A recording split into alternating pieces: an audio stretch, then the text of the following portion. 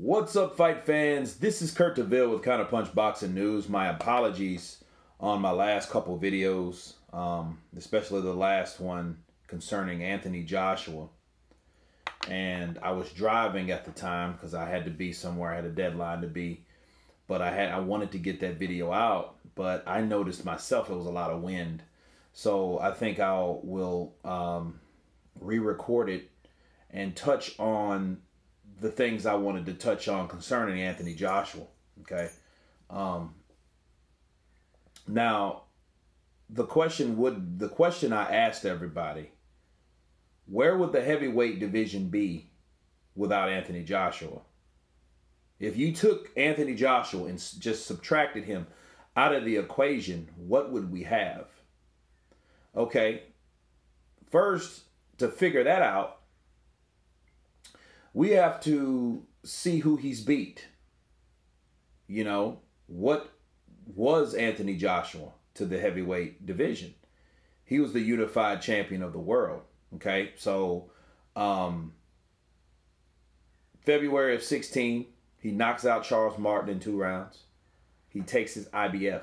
Okay, now mind you, Charles Martin really wasn't tested, but he was undefeated.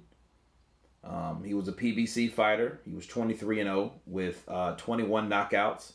So when the fight was announced, I seen Charles fight, and I seen that disqualification when he was disqualified. I mean, when the other guy couldn't continue out after a leg injury. And I thought to myself, like, okay, wow, this is going to be a pretty good fight then. Well, Joshua knocks him out. Okay. He gets $8-9 million for doing so, which it was worth the stretch for fighting for the belt because that was Joshua's first belt. So as of February 2016, he became a belt holder. Anthony Joshua did.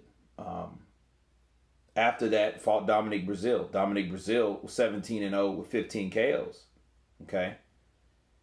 He retained his belt. Eric Molina knocked him out in 3 rounds. April of the next year, which was now it's 2017 because that was in 16.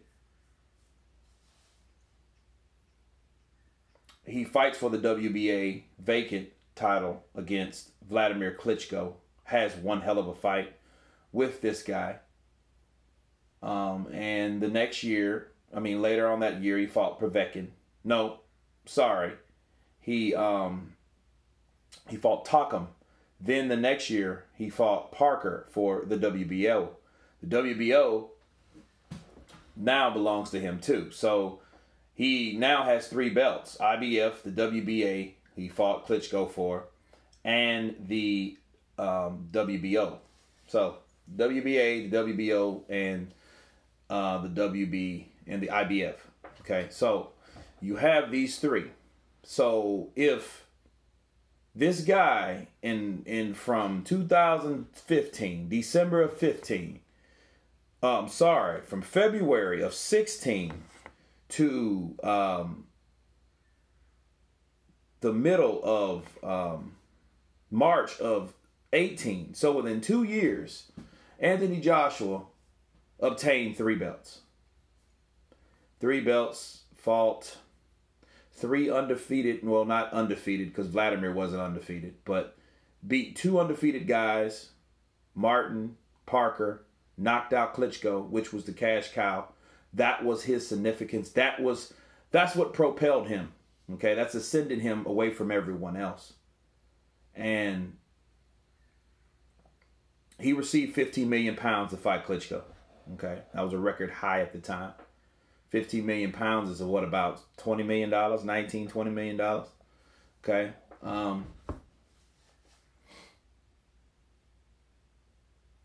So we have this young, 5-year in his career fighter. Let's just take him out of the equation. Let's say he did none of this. What would have really happened? Klitschko had to fight someone. Tyson Fury at that time was not ready. Let's be real.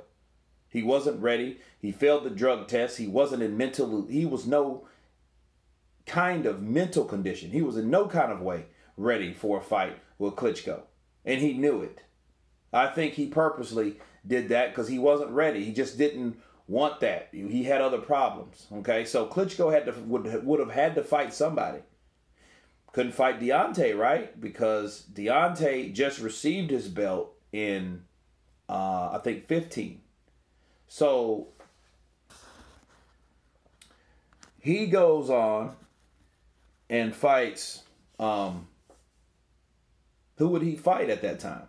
He wouldn't have fought Charles Martin. Charles Martin would have probably still had his belt. He was a PBC guy, so he didn't necessarily want to team up with Wilder. Wilder's handlers didn't want Wilder to fight Klitschko. Fury was out of the picture. Where the fuck would the heavyweight division be at this point? Think about it. No one was able. Tyson Fury wasn't able. He got most of those belts at one point. He did. But he lost them. He lost them because of him. Okay? Charles Martin, he was an untested champion that got it from a technicality, from an injury by the other fighter. That's how he beat that guy. That's how he won that fight. That's how he got that W. Then you have Joseph Parker. And Joseph Parker with the WBO, what would he have really done at that time? You know, would those type of fights happen? You know, and then we have to remind each other that you have someone like Wilder that he wasn't a champion, but probably a year earlier than Joshua. But he never really tried to unify or didn't make any kind of commitment to unify. So we're looking at someone coming here, or someone that won't get the belts because they don't exist.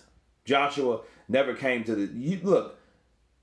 all these belts, WBC, the WBO, the WBA, and the IBF, all these belts would have been all over the place. There wouldn't have been any real super fights there unless Tyson Fury. And if Tyson Fury did come back to the sport, who would he have fought? Deontay Wilder. Okay, well, if that was the case, because that fight was trying to be made years ago. Okay? Tyson Fury admitted that he wasn't ready. He was doing coke and all this stuff. You know? Charging it up knowing he wasn't ready for it. Well, you would have all these, I imagine, 4 different belt holders through the whole heavyweight division. 4. Parker. Then you have Martin, Wilder, and whoever Klitschko beat if he won. Right? You wouldn't have had unification. And you wouldn't have had greedy fucking fighters. I repeat, you wouldn't have that. You wouldn't have no one that did all this that Joshua did in 2 freaking years now. Mind you, it took him 2 years to get 3 belts. Right? And he started making money, not just good money, but record-breaking money. The type of money that either gave Canelo a run for his money, neck and neck with him, or beat him. Because Joshua was making that type of money. But understand, there would be nobody having those endorsements. Look at Joseph Parker. He's not really marketable in that, maybe something local, in New Zealand, more than like, that would be cool. But who? Tyson Fury was, he was out of commission.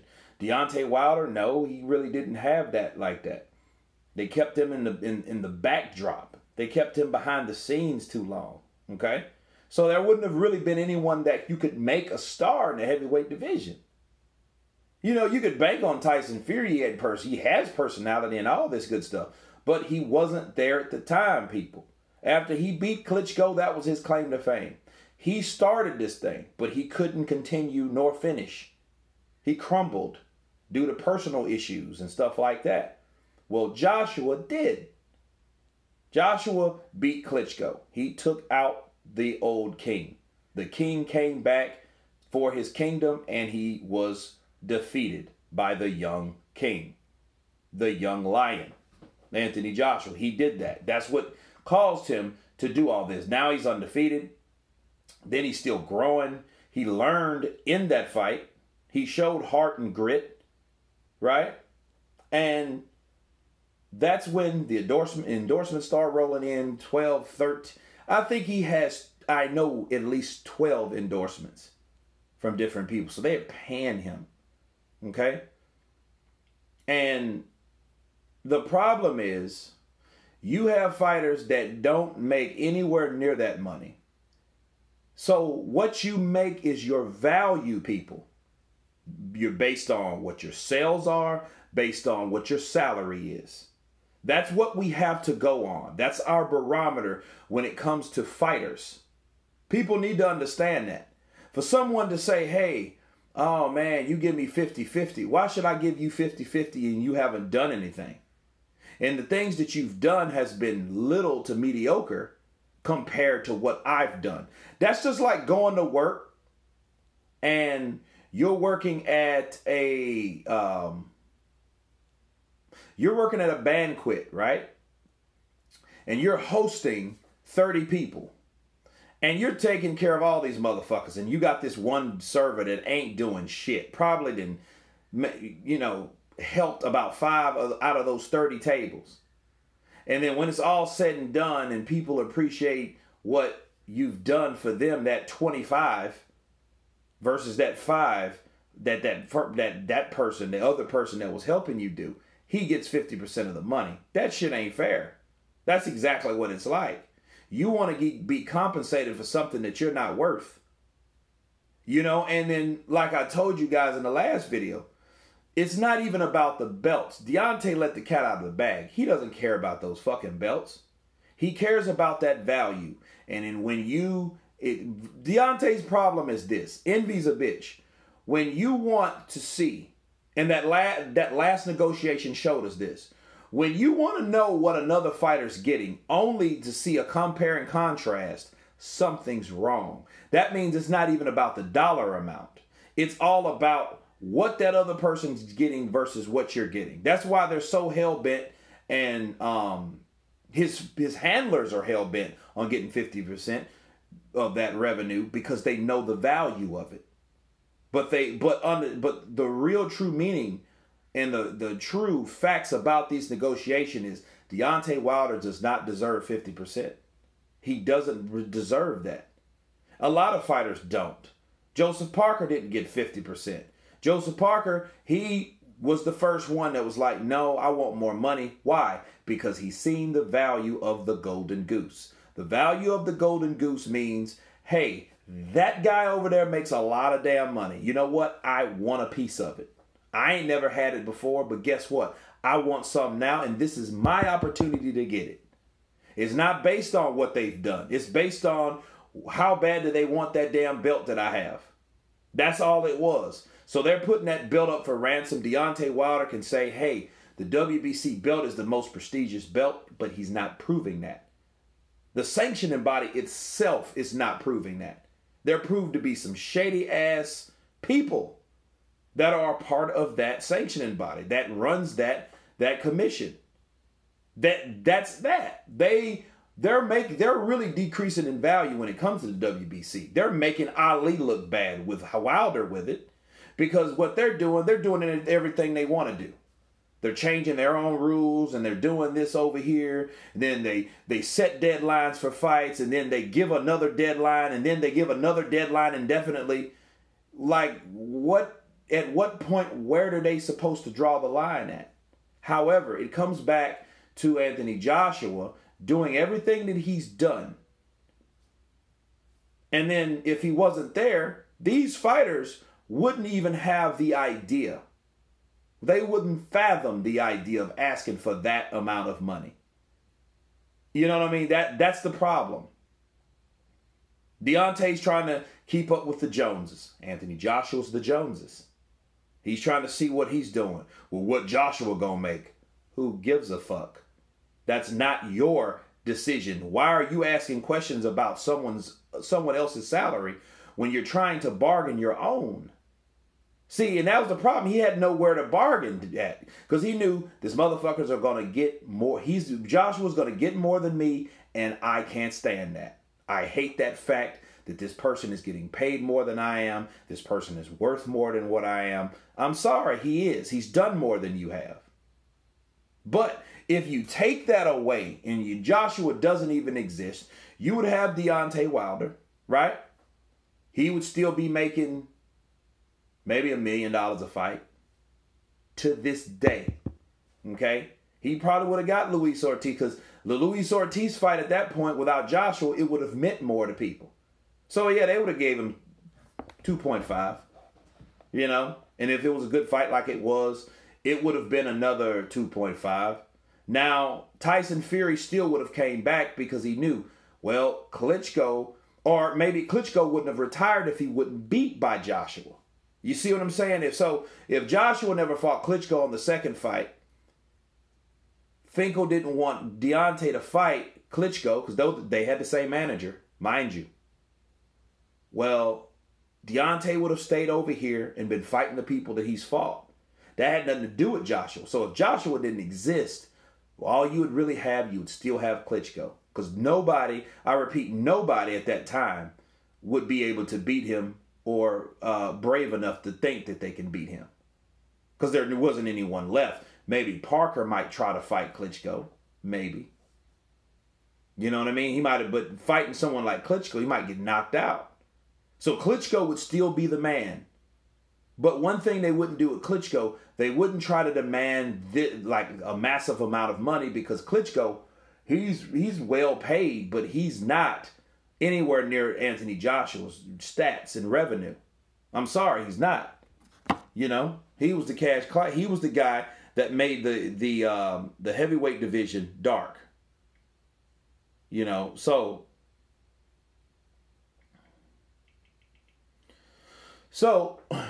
that's what you would have. You would have people understanding, appreciating the salaries that they made based on their own value.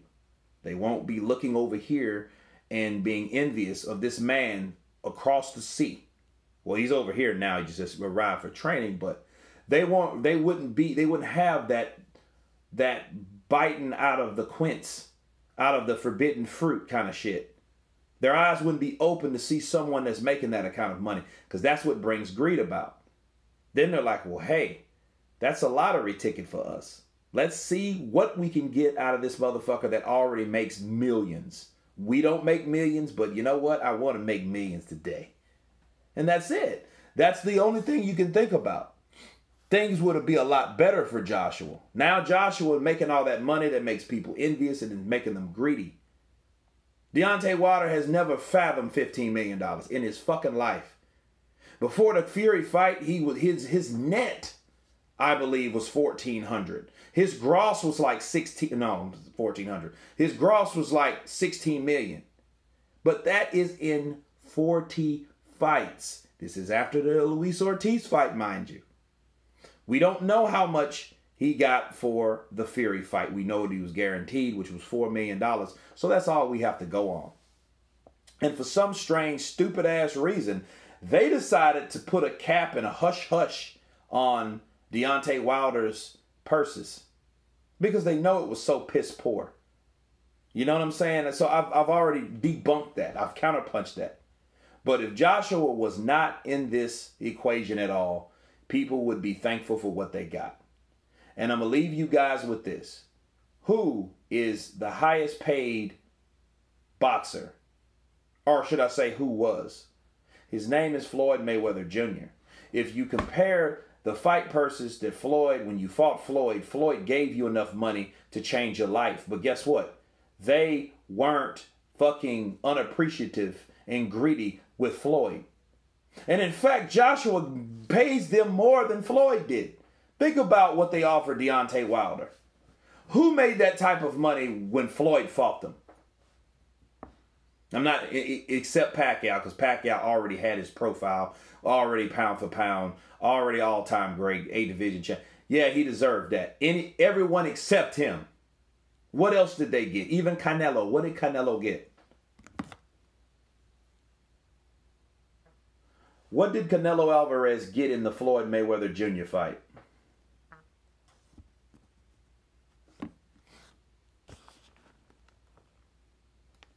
It wouldn't tell me. Okay. Well, let's find out. Normally, they would have a tag. Canelo Alvarez's salary.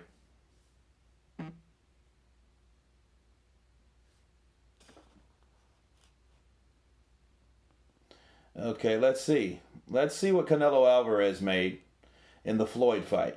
Because that was a high-profile fight, right? So, I think he made $15 million, if I'm not mistaken. I could be wrong, though.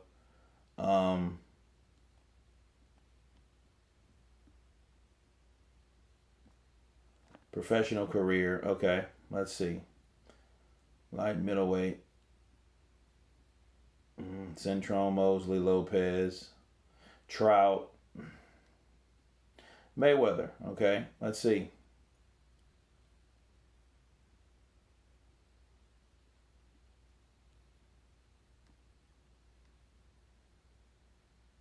See, look, check this out.